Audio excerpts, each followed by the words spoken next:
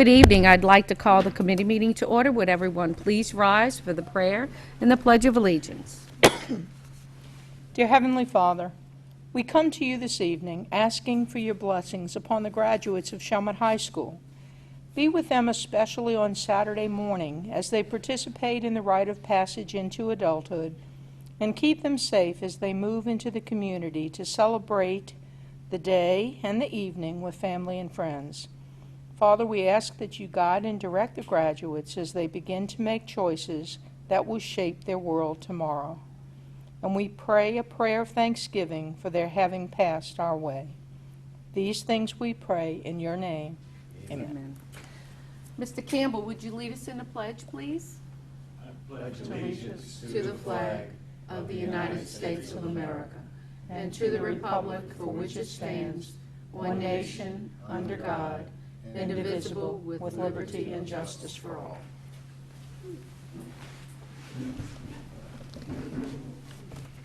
Roll call, please. Ms. Voce? Mrs. Acevedo? Here. Mr. Campbell? Here. Mr. Egan? Here. Ms. Jackson? Here. Ms. Lemoyne? Here. Mr. England? Here. Ms. Dysart? Here. Mr. Long? Mr. Smith is not with us. Mr. Warner? Here. And Mrs. White. Here. Thank you, Ms. Voce. First item on the agenda is an Education Committee item. Mrs. White?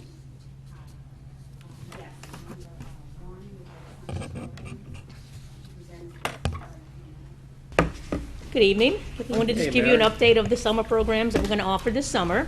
And they'll be similar to the ones that we've had each summer, leading off with our summer learning program, which we are going to extend through the entire month of June. So we'll run that from June 3rd to June 30th. And I have listed for you the elementary, middle, and high school. Elementary will be at Joseph Davies Elementary. We'll hold middle school at Andrew Jackson Middle School, and we'll hold the high school at Chalmette High School, and I've listed the times there for you as well. In addition to the summer learning program, following the same dates, June 3rd to June 30th, parents of the students who are doing reading can come to Davies Elementary School Library from June 3rd to June 30th from 8:15 to 12:45 and take any AR tests if they would like. And that's for students entering grades 1 through 12. They're welcome to come, all grades welcome to come and take their test there. Additionally, we have the driver's ed program as usual, operating through Chalmette High from June 1st to June 5th, and that's students entering grades 9 through 12, but the entering 9th graders must at least be 14 years and 10 months. And then the cost is there as well, $350. We do the class from 7:30 to 2, and then they do 8 hours of driving following that first week. Very popular. We're bringing back the Science STEM Camp at Momus, 2 weeks. First week, May 31st through June 4th. Week 2, June 7th through June 11th. We'll do it from 8 to 3, and it's for students entering grades 1 through 5 for $150 per week. They'll have different activities and different investigations each week, so if a child attends both weeks, it will not be a repeat of the material, and we'll have about 60 students per session for that. We're also going to have elementary middle chorus camp at the Chalmette High Cultural Arts Center. It'll begin on Monday, June 7th, and it will run Monday, Wednesday, and Friday for the month of June from 9 a.m. to 12. And I have the dates in June listed there for you, and those are basically the Monday, Wednesday, and Fridays through June. And it will be for students who are entering grades 4, 5, and 6. So it's current 3rd, 4th, and 5th graders, but it'll be entering 6th graders. Additionally, for high school, we'll have a high school band camp, July 19th and 20th, and July 26th through 30th. It will be for band members entering grades 9 through 12. For the freshmen, because they did not really have band this year because of COVID, we're going to do an intense from 8 to 11:30 for freshmen only to catch them up. And then the rest of the day from 1 to 6, the other grade levels will join. So it will be for freshmen the whole day. Then we'll have a high school chorus camp, same dates, July 19th through 20th and 26th through 30th. Again, chorus members who are entering grades 9 through 12, but the times will be based on the sections. In chorus, they have different sections, so you may be morning, afternoon, or late afternoon based on what section you have for chorus. So there were no specific times there. And that's it. Do you have any questions? I do. Ms. Lametta, on the science camp, the STEM camp, are they still mandatory for masks for all ages? for our grade level? Well, currently, the mask mandate has not been lifted for schools in grades K to 12, so we're going to continue the mask mandate with the programs in the summer. Yes, ma'am. Okay. Anyone else? Can you give me a little bit of additional information about how the accelerated reader program is going to work this summer? Yes, ma'am. And I brought Ms. Harleton as my backup for that question. I do like to be proactive, so I mean, Ms. Leanne Harleton We knew will. that question was going to come. I know, so she's my backup for that. We open it, okay, the main purpose of opening our library is to have kids read. Okay, that is the ultimate goal, to get kids to like to read, okay? As far as AR, if they take it during the summer, it does not count towards next year's calculations, and the reasoning for that is because some people can get their kids to the program and other people cannot. So it's really not fair to children whose parents do not have the transportation to get them to Davies. So we wanted to put everybody on an even keel when they started the next school year. As far as if they took a test and they waited till the school year to take the AR, they can also do that. But they do get, we have a summer reading book for our incoming third, fourth, and fifth graders. And we give that out with their report cards. And if they fill out the little summary of the book and a little bit of explanation, they get extra credit when they bring back that back to school. So we do send that home with them too. And we attach to each report card a little note to kindergarten and first grade parents that the library will be open and an adult has to be with them. And that's mainly the problem, is the kids that just can't get there. Okay. Thank you. Okay? Do you have any questions, Diana? Thank you, Ms. Lametta, for the report, and thank you, Ms. Halton. But I do have a question on the chorus and the band That's camp. you. There's Okay. no charge. Yes, ma'am. So is that going to be sponsored by a grant? There, according to Mr. Cassar, the Miro Foundation, and there was one other foundation, he said, that were partly funding it as well. And it is basically our students currently who are in band and chorus coming to catch up because they didn't get much during the school year. You know, with COVID, you couldn't sing, you couldn't play the wind instruments, and we really need some time to get them ready for next school year. So, yes, ma'am. Actually, the band camp, that's every year. Yeah. That they do that, and that's for the band members of Chalmette High School, for the high school band. Yep. So we just formalized in putting it on here. Now, we may have extended the time a little Yeah. because the students didn't experience a great deal of preparation this past year. Yes. So that is something we do every single year. The chorus camp, since we were doing the band camp, we decided for kids who wanted that choral experience or going into the high school, into CHS Live and those groups, that they would then have the opportunity to experience the same kind of thing as the band students. So that may turn out to be something we continue to do too, which would be good. But the chorus, like you said, for the elementary and middle schools, so we have a sponsor for that. And we also have additional monies with the federal monies that are coming down, and what the purpose is to make sure that summer learning is going to be there for not only the summer skills, but for whatever little enrichment programs that we can do. So that's one we wanted to bring back. So that'll be fully funded through monies that we have and grants. And I did have the names. The New Orleans Jazz and Heritage Foundation and the Miro Foundation are partly going to fund it, like Ms. Voce, in addition to some monies that we have. But I did want to mention the New Orleans Jazz and Heritage Foundation and the Miro Foundation. We're going to help That's for wonderful. the chorus camp that Ms. Voce mentioned for grades current 3, 4, and 5, but students moving into grades 4, 5, and 6. It's just great news that we're going to be able to offer all of these activities for our students this summer, and we're getting closer and closer to some normalcy, and it's great.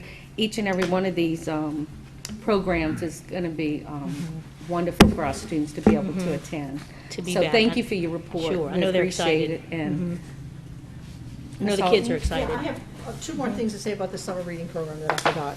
At the end of the summer, whoever takes AR tests, we do give them a certificate. And I did put that on the flyer that went home, that it would not be counted for next year. However, they will receive a certificate at the end of the summer. And the second thing is the books, the little novels that we have for our grade levels. We purchase them, and every school has copies of them. So if a parent can't afford to buy it, they can go to one of the schools and pick it up, as long as they bring it back. So we did do that also. Okay?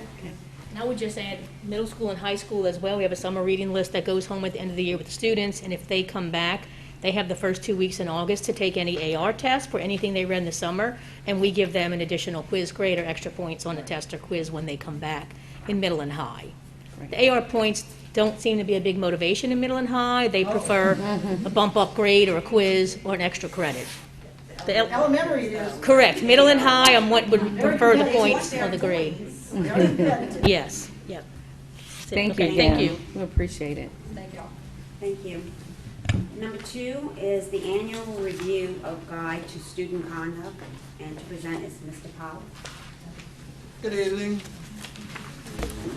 Submit to you that on April 27, the committee met, and want to let you know that there aren't any recommendations, addition, or deleting for this year guide to student conduct. In your folder, you should find a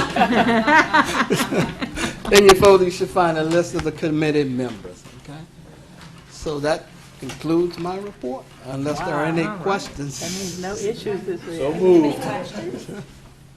I'll make a motion that we move to the full board with a recommendation. Okay. And did you raise, I do have one question. someone? Wait, is there a second yet? Well, he raised I'll his second. hand. Mr. Powell, I thought I saw something highlighted here concerning, oh, here it is here. On page 21 about, for parent or student refuses CF Rowley. It was highlighted.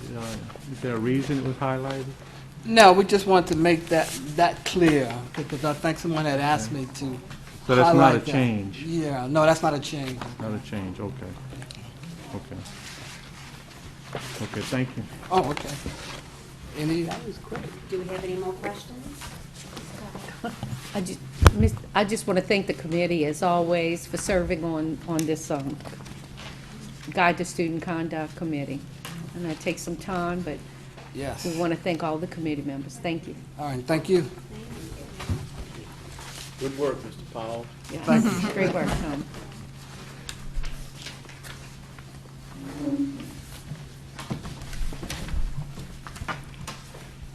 Are we going to vote on it? Roll call. Okay. And we have a recommendation from Sean, and any second? I second it. Okay. Sabrina. Have a second from Darlene. Cash, everybody else votes? Aye. Aye. Say aye. Any opposed? Okay. Motion carries. Motion carries. Okay. Thank you, Ms. White. Next item on the agenda is the review of personnel changes, and we have an extended list. It looks like a great many, but this is just the result of Transfer Day that we held in April. So all of the people that you are seeing on this are our teachers who had been possibly hired last summer after job fair, and we had to post those positions internally at the spring transfer day. So most of these are teachers who have been working with us already, and those who wish to transfer from one school or one position to another. So while it seems like a lot, it's not yet. At our next meeting, then you're going to see the results from job fair that we just held this past Saturday. We're still sifting through those recommendations and checking references on potential candidates, and we'll have that information for you at the meeting in 2 weeks. We had good turnout. I think we had about 50 people, and we can use some more who are certified in areas of need that we have. So if there are certified teachers out there, especially in the areas of math, science, even English language arts, at the middle and high school level, primarily, we still have some potential spots to fill if there are people out there who are certified in math, science, or language arts. We'd be happy to hear from you. Okay, are there any other questions about personnel changes? Okay, I wanted to recognize the retiree, Ann Costanza from Tris Middle. Another great loss, and we want to just say thank you, Ms. Costanza, for all the years of service you've given to the students of our parish, and we want to wish you a happy retirement. And thanks again for all your service. Anyone else? Okay, then we'll move on to the next item. An executive committee is Mr. England. Thank you, Ms. Dysart. Tonight we have Snyder to present this. So let me just go over a couple of things which are see how it's written up on this agenda. We got 4.1 IFD, IFD, 4.2 IFDA, and that is basically sections of the policy. This is a manual. Back when Diane and myself and a few other board members years ago, the policy manual was about 6 inches thick and about this, it was amazing, all right? It kept you up all night and looking at that. But now it's on this. Right? Right. Okay, so if you look this up right now, there's different items, the IFD, it's different categories in the manual itself, the policy manual. So if you go into it, look it up, it's very useful, I'm telling you. It's on the website It's for on the anyone website, in the right. public who would wish. Right, correct. Okay, so first of all, we're going to take the parent and family engagement. Ms. Snyder? Good evening. So you guys have on the front of your packet for number 4 is a summary page of each of the policies being considered. There are 4 for this evening. IFD and IFDA are in response to ESSA, which is the Every Student Succeeds Act, which is the nation's most prevalent education law for all public schools. Primarily, it outlines how schools and districts are held accountable for student achievement. It replaced the No Children Left Behind Act.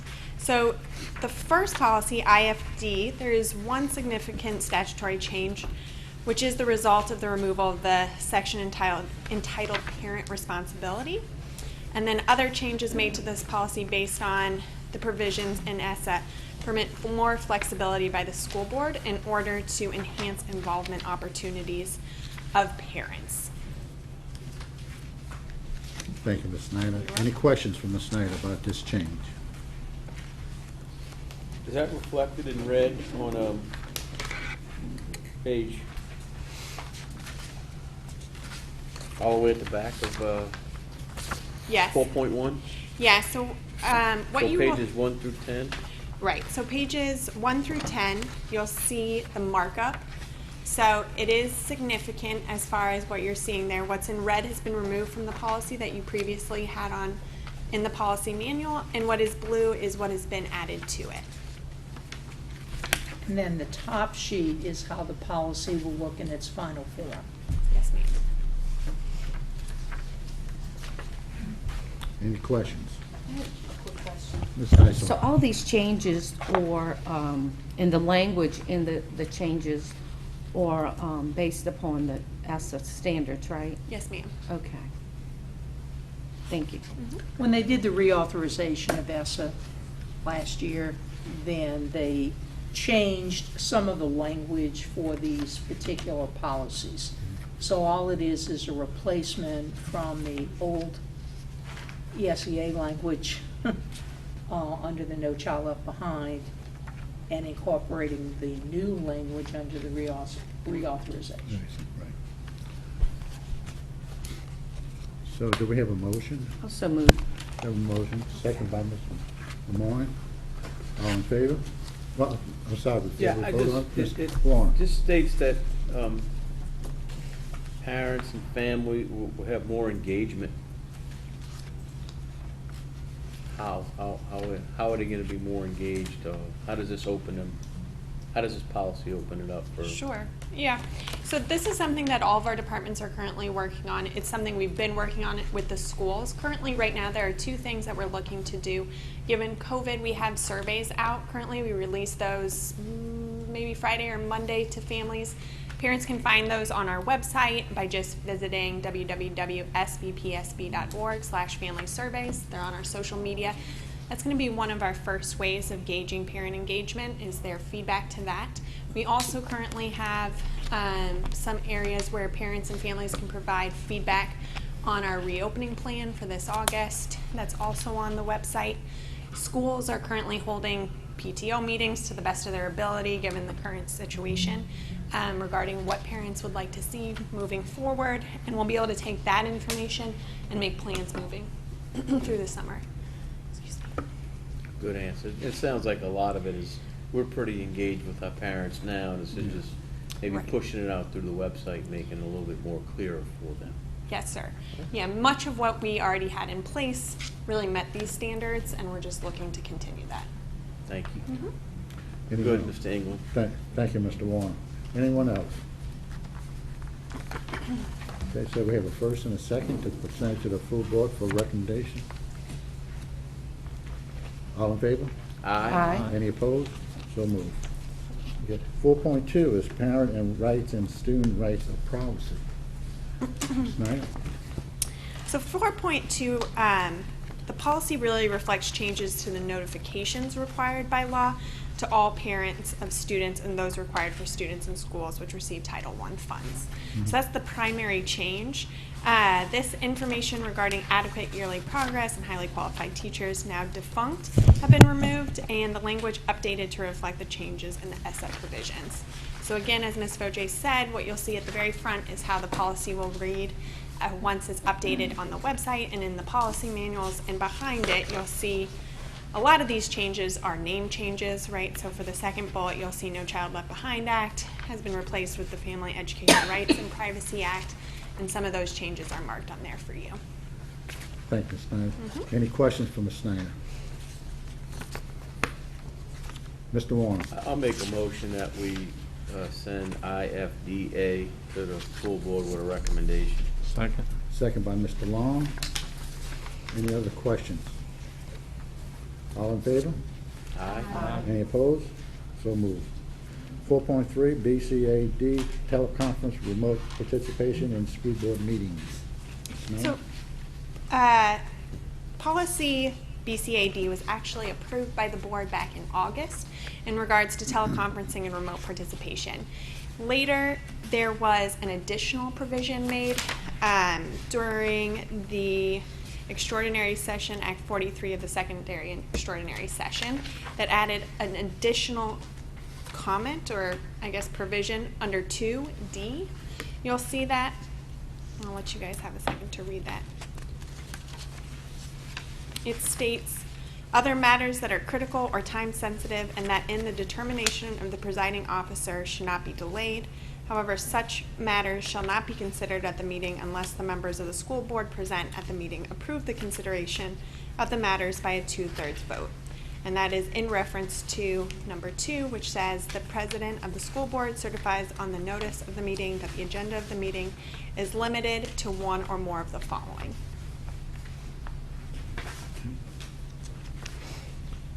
Any questions? Mr. I'll Long? make a motion to approve it. Okay, a motion by Mr. Long, Second. second by Ms. White. Any further questions? And you have time, to look it over, at your leisure, and at the full board meeting, we can discuss it further. So, all in favor? Aye. Any opposed? So moved. Okay. 4.4 is GBRIB, sick leave.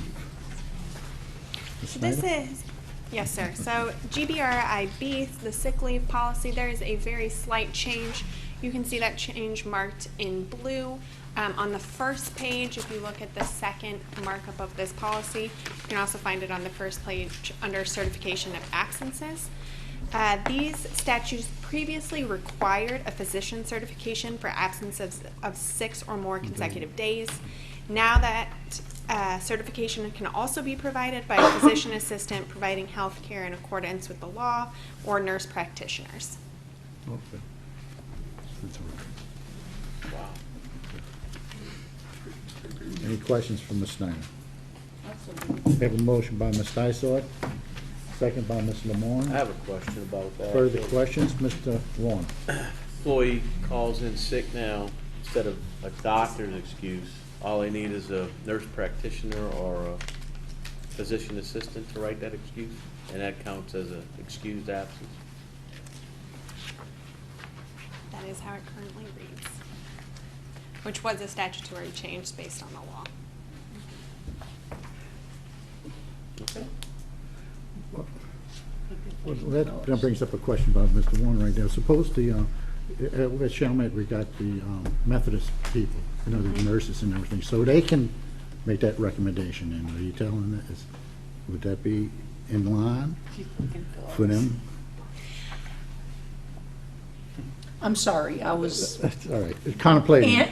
well, I was answering something else. I'm sorry, Mr. England, could you repeat that, No, please? what it is that if, suppose a student goes to the Methodist at Chalmette, do they have the right to give that recommendation about the sick time? Okay, this is for employees. This is For employees, I mean. So for but we use employees, them. if an employee, what state law says right now is if an employee, sick one day, you have the flu a couple of days, you don't need certification from any physician or medical personnel. But if you're absent 6 consecutive days, it requires certification from a medical professional. In state law, prior to this, it required a physician, a doctor. What was passed in the last legislative session, it does not necessarily have to be the medical doctor. It can be a physician's assistant or a nurse practitioner. That was lobbied in the legislature by those particular groups. It passed, and we have to incorporate it in the policy. So if it's a school employee absent for 6 or more consecutive school days, then this kicks in. Right, that kicks in. But as far as them but can an employee go to the Methodist practitioner that we have at Chalmette? Oh, can they avail Yes, themselves of the health right. clinic? Not really, no. Okay, that's No, because it's their bylaws, they serve the children in that particular health clinic. Now, there are some things they do for the adults, Employees. but it's not just a general thing that any teacher, any employee can go to. It's a school-based health clinic for students. For students. Is what it is, right. It's not a health clinic I just for wanted to get that clarification, adults. you know, that if a teacher would walk in there and say, you know, can I get this? No. Now, what they have done, and I mean, the Methodist Foundation has been extremely generous, as you well know, especially with COVID times in terms of COVID testing and vaccinations, or if they were ill or thought they may be having it, they would see them immediately and test them and work with them. So there's a little bit of an overlap, but if it is just in lieu of going to their regular doctor or to get medical services, that is not what our school-based health clinic is Okay, for. that's fine. Thank you for that clarification. I Yes, just, Mr. Morris. So a state employee, it's just for state employees, if they miss 5 days, they don't have to bring a doctor's excuse? They don't have to. We can require it in certain circumstances where we feel it would be necessary, but state law, when it hits that 6 and more consecutive days, then they must by law. And that school system, that's all state employees? That's all, Across well, the board? actually, I think it's school system employees. School I system. don't know about all state employees.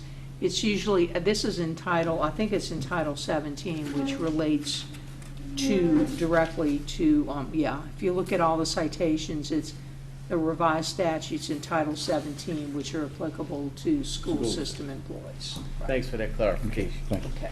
Thank you, Mr. Warren. Okay, we have a motion, I think, by Ms. Dysart, and second by Ms. Lemoyne. Any other questions on this issue? For the recommendation to go to the full board, all in favor? Aye. Any opposed? So moved. Thank you,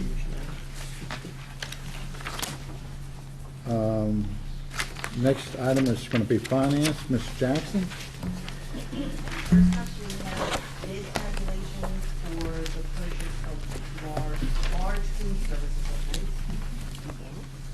Good evening. We're asking for approval of the bid tabulations for the large cafeteria equipment. We received bids from 6 vendors, and the prices do reflect, or the awards are going to reflect the lowest prices that were submitted. So we currently do not need any equipment. This is just to have the bids on file in the event that we do have to purchase Right. equipment. Right, we always anticipate a need, possibly, but right now, we don't have any plans to replace anything immediately. But as the need occurs, then we'll be ready to purchase large pieces of equipment, because as you can see, the prices are very expensive. So you have to have bids mostly for those large pieces because of the bid laws. All right. Any other questions, Mr. No, Warner? I'm not having any questions. I just make a motion that we send the large food service equipment to the full board with the recommendation. Do we have a second? I'll second. Mr. Warren? All in favor? Aye. Any opposed?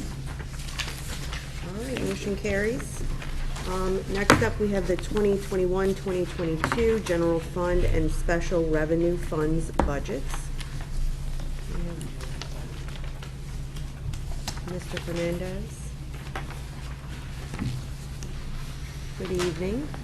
Good evening.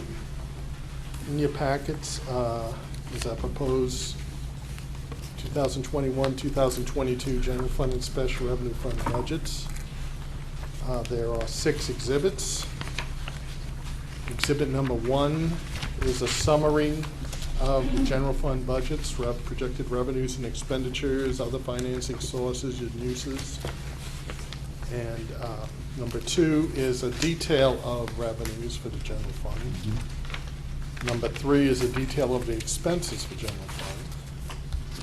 Number 4 is a summary of the changes in employee benefits related to the salaries, which is something we traditionally give you with the original budget. Number 5 is the projected lunch fund budget for 21-22 with comparison to 2021. And number 6 is the special revenue funds budgets projected for next year.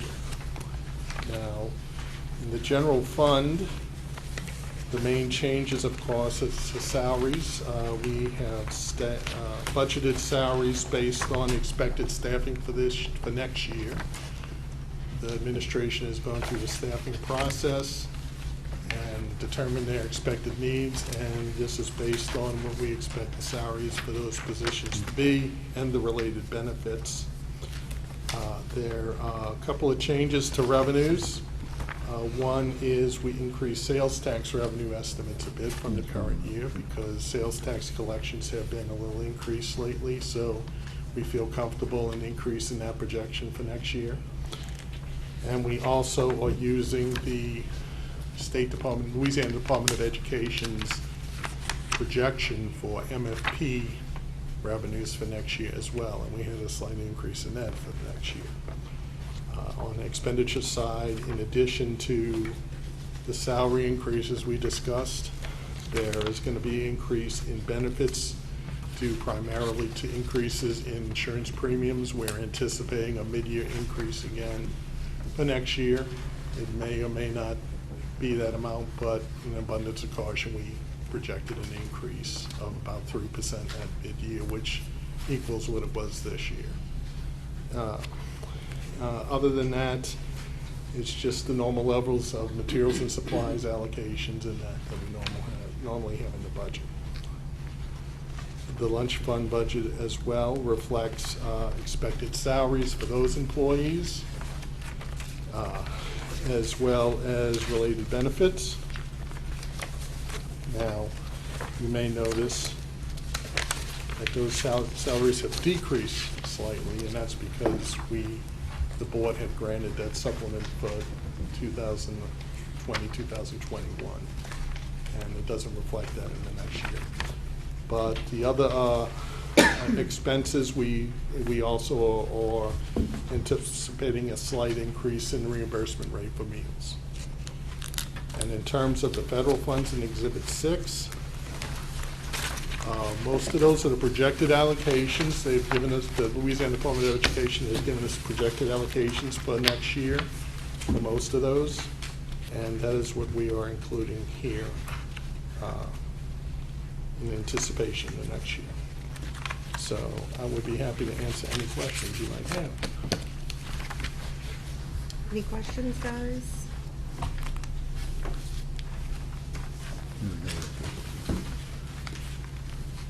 I have a question. So it looks like we got a decrease in our employee retirement contributions? Yes, the employee retirement rate has been decreasing the last few years, several years. As you may recall, Superintendent Boche has spoken on many occasions that a large chunk of the employer contribution to the retirement system goes to that unfunded reserve out there that we are paying towards decreasing over the years. And as that is paid off, the retirement rate decreases. But unfortunately, in this budget, the decrease from retirement rates is offset by an increase in, or expected increase in health insurance premiums. But the increase isn't as bad as it could have been, yes. And the number that the State Department of Education gave you on the increase for the MFP, that 975,000? That's the increase, yes. So, that's the expected increase. And is that for the raises for teachers, the 800 and the 400? That does not include the raises because the raise amount has not been determined yet. So we will come back once that is determined by the legislature and Bessie and adjust that later. Let me address that for a moment, now that you brought it up, Mr. Warner, because I'm sure there are a lot of our employees out there that are reading things in the news and seeing what's going on with it and hoping that there is somewhat of a raise that comes from the state for next year. If you remember back in, I guess it was February, the executive budget came out for the state of Louisiana. And in that, at that time, with the revenue that was available, it was recommended that teachers would receive a $400 pay raise and school employees $200. So what Bessie did was take action based upon that budget, incorporate the 400 and 200 into a proposed MFP formula, and also put money in there for an increase in the per pupil.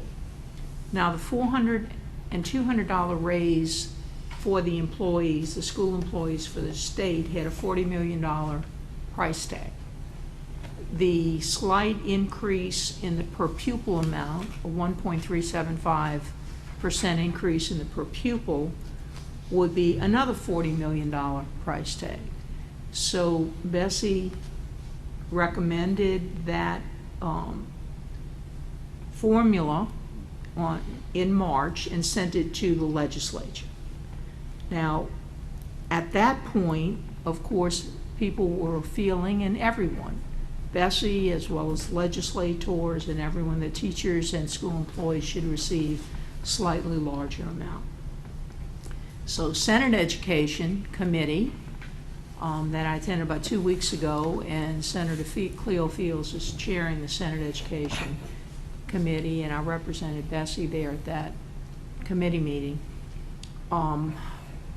Formally, because the legislature can only accept or reject the MFP. They cannot modify it, change it in any way whatsoever. So what the recommendation was was to reject the MFP at that point, send it back to Bessie and say, look, instead of doing the 40 million for, which would be 400 and 200 per employee, and the other 40 million in a per pupil increase for the school districts to operate, let's put it all into the teacher raise and the employee raise and do 1,500. Well, that 1,500 would have taken both $40 million on either side, and would need another 20 million to get it to the 1,500. So they made the recommendation, though, to send it back with 1,500. And Senator Fields indicated that there had been discussion with the House side to say, okay, we'll agree to that when it gets over to the House, if Bessie sends us that back. Well, the House Appropriations side got a little skittish and said the Revenue Estimating Conference hasn't met yet. We're not able, or we have not recognized any additional revenue for the state. We can't afford another 20 million. So we'd like you to drop it back down to 800 and 400 instead of 1,000 and 500. So last week, last maybe Thursday or so, the Senate Ed Committee met again and modified and amended its recommendation to Bessie and said, we'd like you to reconvene, Bessie, send a formula back with the 800 and 400. Tomorrow, I will be going to Baton Rouge. There is a Bessie meeting tomorrow morning to address this particular issue and to take the MFP and incorporate whatever recommendation we come up with and send it back over to Senate Ed. Now, we're getting the indication from the legislature that they're comfortable right now with 800 and 400 and with no increase to school districts to run our operations, but to take the $80 million that is available and give it to teachers and school employees in the form of 800 for teachers, 400 for support people. There is talk that once the Revenue Estimating Conference meets, and I'm not going to get into the political part of why it hasn't and who's stopping what and who doesn't want certain revenue recognized and the timing, because we know the legislative session is going to end on June 10th. So it is imperative that Bessie gets something over to the legislature so it can go through the Senate committee, the full Senate, go over to the House to go through the House committee and the full House. And all that takes time to move those bills through that process. So we are holding out hope that if Bessie does what the Senate is asking us to do with the 800 and the 400, that when the Revenue Estimating Conference meets, which we think will be toward the end of May, if they're indicating if they can recognize an additional 20 million to bring it to the 1,000 and 500, what they will do is they can't put it in the MFP because they would have to send it back to Bessie to put it in and have it go through that whole process again, and they don't feel there would be time. So if it's recognized, they would put it in a line item in the general appropriations budget with an indication that roll it into next year's MFP to make it permanent. You know, the one we do it next spring. So the way it looks right now, we think, or I think, Bessie is tomorrow morning is going to recommend the 800 and the 400. I'm sure we're going to hear from lots of different groups and organizations as to what we should do, but that is what the Senate is asking us to do right now. We'll go over at 800, 400 with hopes that it will be increased before the legislative session ends. So with that in mind, when we budget for next year, we don't know what exactly it's going to be. So we are not incorporating any of it into our budget that we're proposing to you. And then when we come back, you know, in the fall to do the revision to the budget, we will incorporate whatever amount of money the legislature appropriates for those raises. Okay? Thank you, Ms. Boccia. But aren't we still below the national average? You know, like right now, We're from below, 4,000? Louisiana is below the SREB, the Southern Regional Education Board average, by about 4,000 About for 4,000, teachers. that's what I thought, yeah. We have lost ground over the last 2 to 3 years because many of the other states have been giving raises to teachers in the southern region. So, Because it's my understanding, the governor said before he leaves office, he wanted us to bring everything up to that national average, he did say that, but it's not happening. and it's not happening. There's a lot of a lot of legislators to deal with, and a lot of other competing, I guess, people competing for whatever available funds there are. Right. So while the governor has pushed certain things, as we all know, it's a process. Right. And the legislature has the final word on that process. Well, we're just happy that you're on the Betsy board that can keep us informed Well, and pull for the teachers and We are. and and employees. That's the We're main doing the thing. best we can. I mean, you know, it's a process that we have here in Louisiana, and it's really a good process because, and I know legislators don't want to hear this because they want to be in control of the education budget per se. But, you know, having a Board of Education that's going to be in control of crafting the formula and sending it over, there has to be then that back and forth in that negotiation. Right. Otherwise, I think the education community would lose a great deal by allowing it out of the hands of the education community. Thank you, Ms. Fojay. Ms. Jackson, I'd like to make a motion that we move 5.2, the 2021-2022 general fund and special revenue fund budgets to the full board with the recommendation. All right, thank you. Do we have a second? Mr. England? All right, any other questions? All right, all in favor? Aye. Any opposition? All right, motion carries. Next up, we have the adoption of the 2021-2022 ad valorem millages. I guess that's you too. Yes, it's me too. In your packets is the resolution. The board is required to adopt millages every year to be applied to the tax rolls. And this would be the resolution that you would pass to apply our millages to the tax rolls for tax year 2021. We are assessing the same millages, the same level of millages as we have last year, so there will be no changes in that. And that is our recommendation to the board. So we have to adopt and submit this resolution to the assessor by June 1st. So submitted for your approval.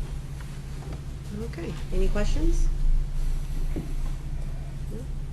Yes. I'll make a Mr. motion to recommend this to the full board. Okay, so we have a motion. Do we have a second? Second. Ms. Lemoyne? All right, any other questions? I just have one question, Dave. Is this the second year in a row we remain neutral?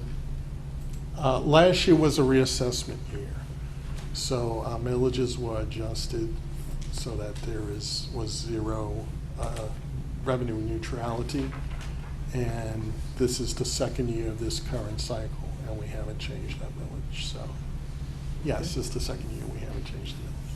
Thank you. All right, guys, all in favor? Aye. Any opposition? All right, motion carries. And just as a point of reference for the board, at the regular board meeting, when you adopt this, it will require a voice vote, a roll call vote. So, And the entire thing needs to be read into the record as well. correct, yes. All right, next up, we have a request to purchase 2 school buses as per the Louisiana State contract. Okay, in your packets is a quote from Louisiana State Contract. As you know, traditionally, we buy new buses every year to supplement our fleet and replace older buses. Usually, we have to go out for bid for these buses, and we'll come to the board to get permission to bid. But now these buses are on Louisiana state contract, which means we don't have to bid the buses. So we're coming to you to let you know that we would like to purchase 2 buses using the state contract pricing. Are these 2 to replace 2 or 2 brand-new? It's 2 that will come in as new buses, and then we will probably have older 2 either discarded or Auction. auctioned off. Thank you, Ms. Ochen. Auctioned off, or we'll probably have them become spares, and some of our older spares will be auctioned off. Okay. Any other questions? Mr. Long? Oh, yes. Well, I think I just saw it. I was wondering if we were continuing to buy Yes. air-conditioned Yes, buses. they but are I see air-conditioned. it's on there. That is a component that's offered in the state contract, and these will be air-conditioned. Yes, sir, Mr. Long. Okay, and I know there was some talk, I don't know if it was nationally or, I think it was nationally, about requiring seat belts on buses. Is that something that we should be preparing for? Yes, there is a bill in the legislature. Usually, every year, there are proponents of, putting the seatbelts on buses. There are also people nationally in safety and transportation who feel that there should not be, and that's why there are high seats and cushion seats, and many reasons why they feel they should not have seatbelts on buses. Kids having to get out of them quickly, different types of things. So other safety mechanisms are supposed to be in buses. However, it seems to be taking on, I've been following the bill this session, it seems to be taking on a life of its own. It may pass our state legislature this year, but the way I read the bill, and it's still in the process, that there was a bill passed a few years ago that said that Louisiana buses, school buses, must have seat belts if the money is appropriated by the state to fund the seat belts to go on to the buses. And it was a very, very high price tag, because all of the existing buses then, if you go back and retrofit them with the seat belts, it was very, okay. So they came up this year and said, okay, we want to pass this to say every new bus that is bought beginning in the year 2023 must have seat belts on them, but you don't have to go back and retrofit any that you currently have or that you buy up until that date. So it's still being debated in the Louisiana legislature as we speak, with people saying yes, there should be seat belts, and other experts saying no, there should not be. So we'll have to see what the outcome of that is. So even if it passes, we still have a couple of years. Right. The way the bill is currently written, unless it is amended in some way, it would come into effect in 2023 if it passes. Okay. Okay, thanks. Mr. Warner? Yeah, how many school buses do we own now? Do you know off the top of your head? Off the top of my head, I'd say approximately 60.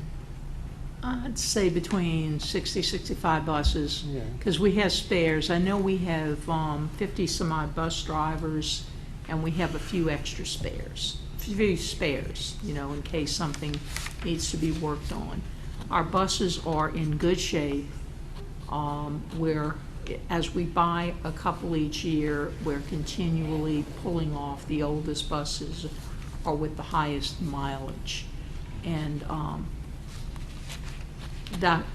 Kathy Gonzalez before Julie Gennard, they are both of them are extremely very, very good at their jobs, took a great deal of pride in how our buses look and how they're maintained. Our bus drivers do a great job with that too, because they have a lot of personal pride in how they look.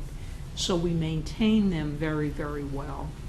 And we watch the mileage, and so we don't have anything older than, I'd say, 15 years.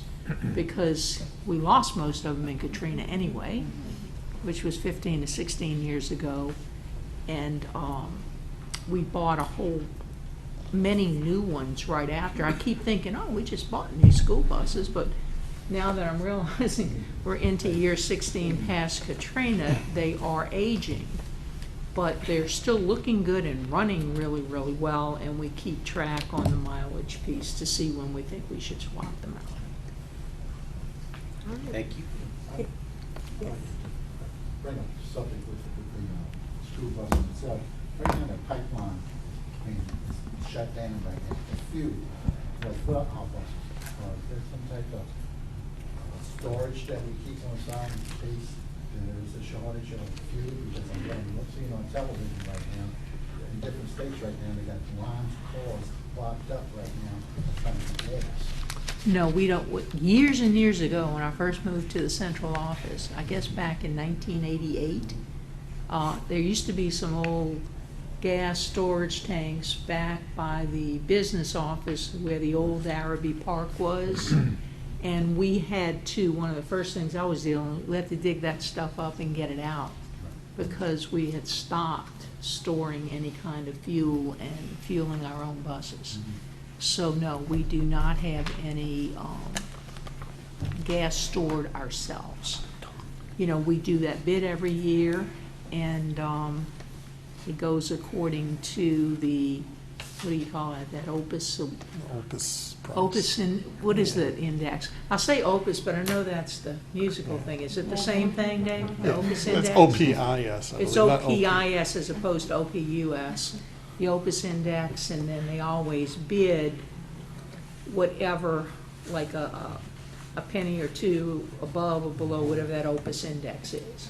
So we will be at the mercy of whatever the going rate of gas is, because that index will fluctuate with supply and demand. Well, I understand that, but Yeah. making sure that we have the supply to run our buses. Yeah.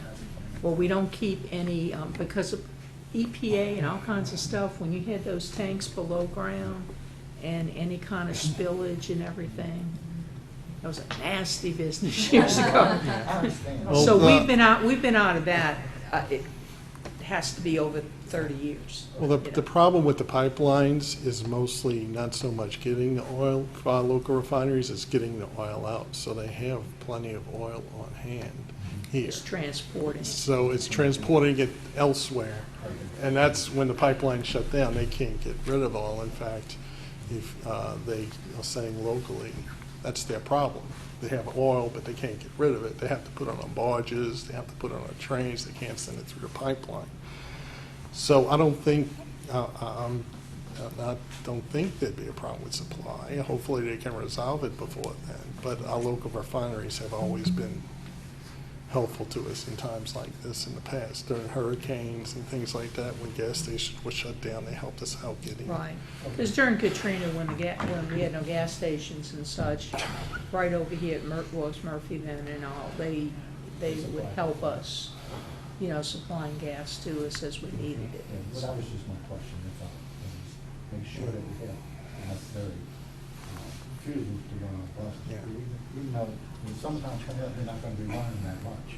You know, that's what I'm saying. Yeah. People in the middle of the country might have that problem, but I don't think we're going Not to so us, much have that problem. Because we're close to all the, yeah. Thank you. All right, Mr. Egan, you have a comment?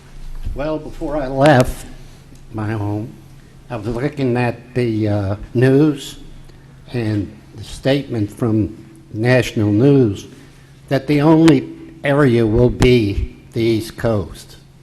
And they said, even though the East Coast will be somewhat paralyzed, is getting, as Mr. Fernandez said, getting the product out to us. And when I say us, I'm talking about the southern states.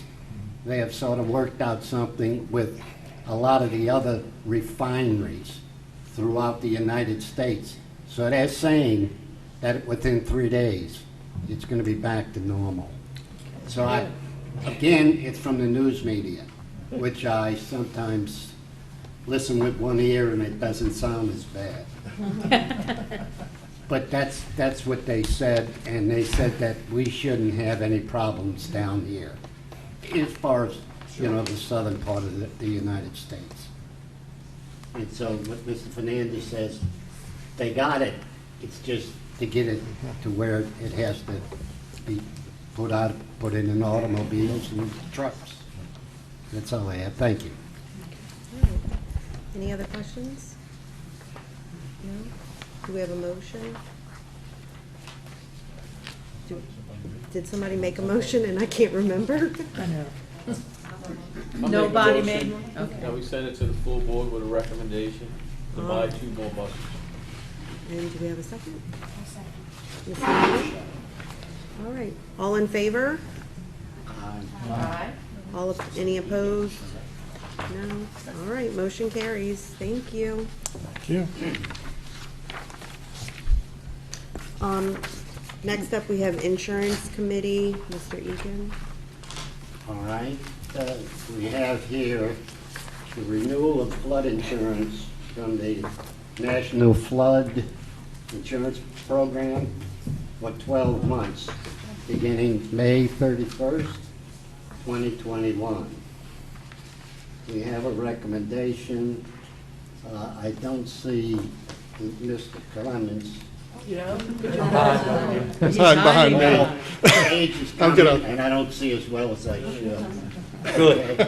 Okay, we have Mr. Clemens here in regards to the premium for this coverage with the flood insurance program.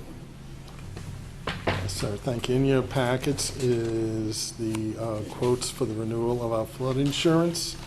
It's kind of similar to the property insurance where we knew there was going to be an increase. We didn't know how much.